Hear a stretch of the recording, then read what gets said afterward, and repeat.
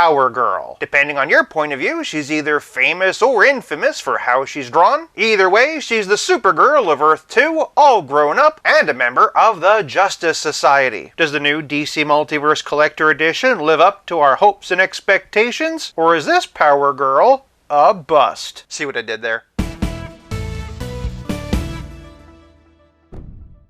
Welcome to 5 Points of Articulation. Starting with the packaging, and just like Powergirl's costume, the box has a nice big window. This is number 31 in the series, and is taken from the story Powergirl Reborn. If you want to brave trying to find her in-store, here's the UPC. On the back is some very classic looking artwork. It's taken from a variant cover of Action Comics 1051 by David Nakayama. The funny thing is he also does a lot of artwork for Marvel Legends. Hey McFarlane, since you like his artwork so much, may I humbly suggest this as a 2-pack? Another funny thing is that I actually couldn't find a comic called Powergirl Reborn, and what I did find is very different from this. If you know more about that, sound off in the comments, but as far as I'm concerned, this is a classic Powergirl, and this is a classic Powergirl, so giving McFarlane the benefit of the doubt that I'm actually mistaken, for packaging, I'm giving Kara 5 points. Moving on to presentation, and Powergirl stands at a staggering 7.5 inches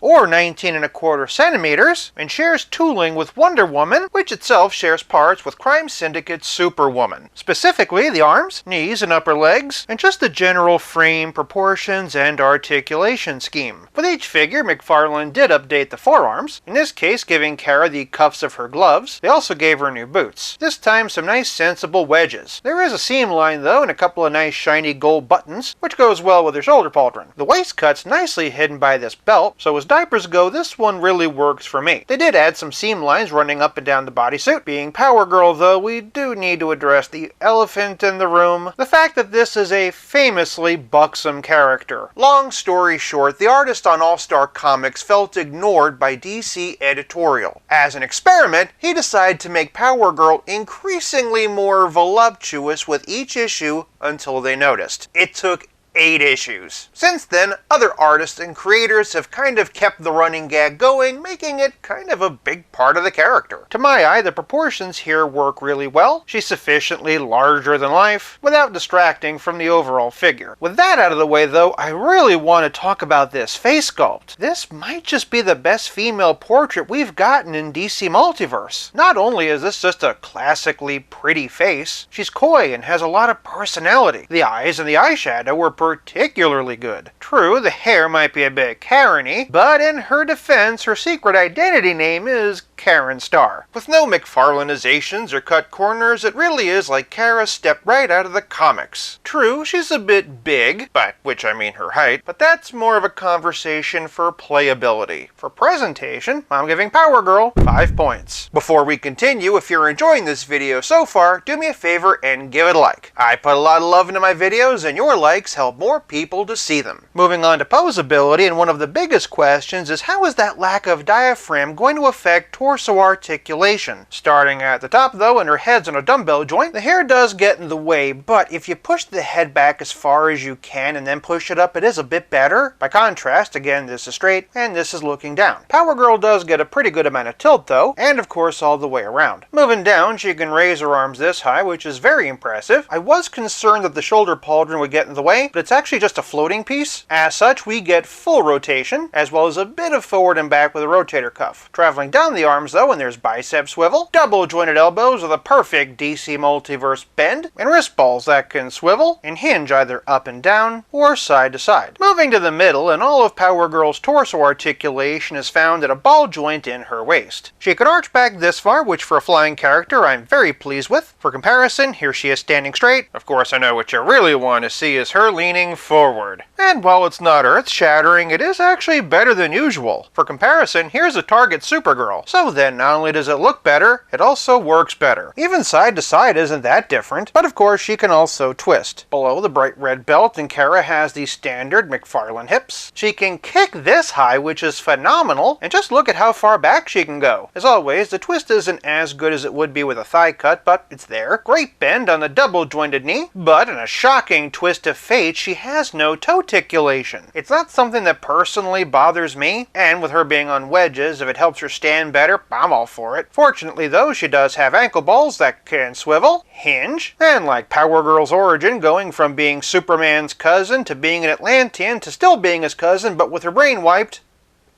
pivot. Thanks in part to the better than usual hunch forward. For Poseability, I'm giving Power Girl 4 points. Moving on to Playability, and let's plunge into Power Girl's accessories. I swear if my dad doesn't make a cameo lecturing me. Naturally, Kara has a trading card and a figure stand. That's got some nice shiny foil, and if you want to read what that says, pause here. As usual, the DC logo is stamped in silver for the collector edition. So far, we've been looking at these open hands Power Girl is preloaded with, but she does have a pair of fists, and thank goodness, trigger hands. As is becoming standard, Power Girl has a soft goods wired cape. This one's actually double layered, so it has a nice thickness to it. It also has a wire on the bottom, so you can pose that too. I've said it before and I'll say it again, I really do think that McFarlane is doing the best job out there with these kind of capes, and I'm really encouraged that it's becoming an industry standard. For one final accessory though, and Kara comes with Streaky. He's called Streaky because he likes running naked through the park. That or this lightning bolt.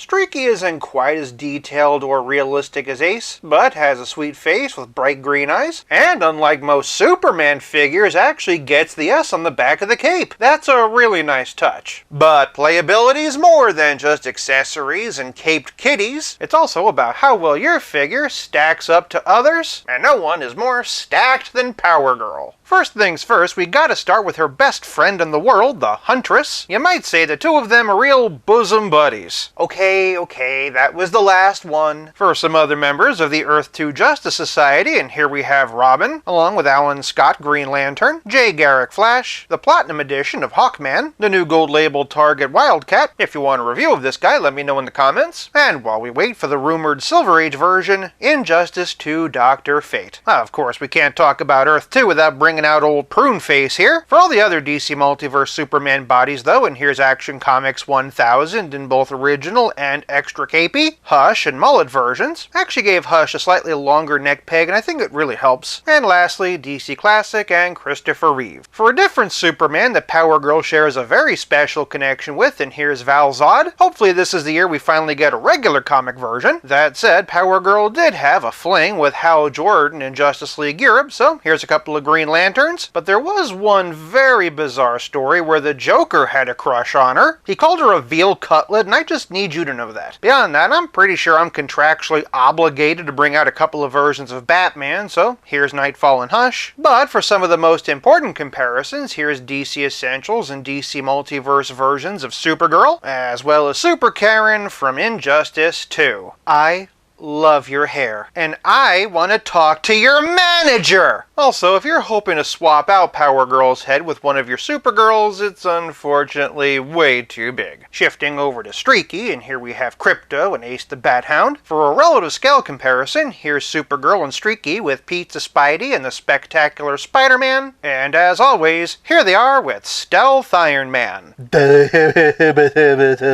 You sound like you need to sneeze. Would you like some pepper? Duh. Pepper who? As impressive a figure as she may be, Power Girl is unfortunately way too tall. Depending on your source, she's either as short as 5'7" or as tall as 5'11", so she should definitely not be towering over Superman or Batman. This, of course, is the result of using Wonder Woman as the base body, not unlike how using Catwoman as a base body resulted in Starfire being too short. That said, a lot of it does depend on which versions of characters you display her with. But even with figures like Hush, Batman, or Crisis Superman, she does skew a bit too big. Kudos for including Streaky, and for the wired cape, but ironically, making her too tall means she comes up short, knocking her down ever so slightly for her height. For Playability, I'm giving Power Girl 4 points. Now, come on, Jumpa. This leaves us with nothing left to discuss but the price. As a McFarlane Collector Edition, Power Girl retails for $29.99. That's not exactly what I paid though. I'll admit it,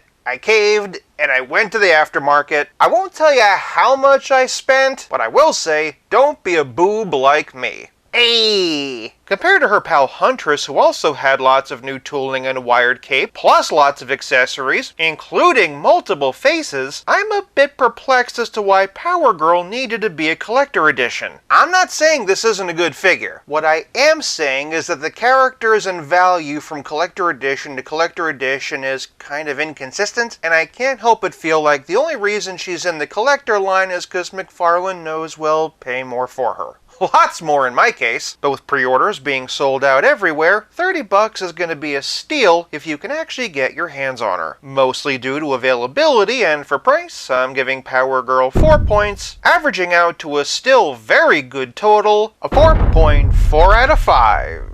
How excited are you for Powergirl, and what female character do you hope they make next? Sound off in the comments below. For some more Karas from my collection, check out one of these, and until next time, play nice and have fun.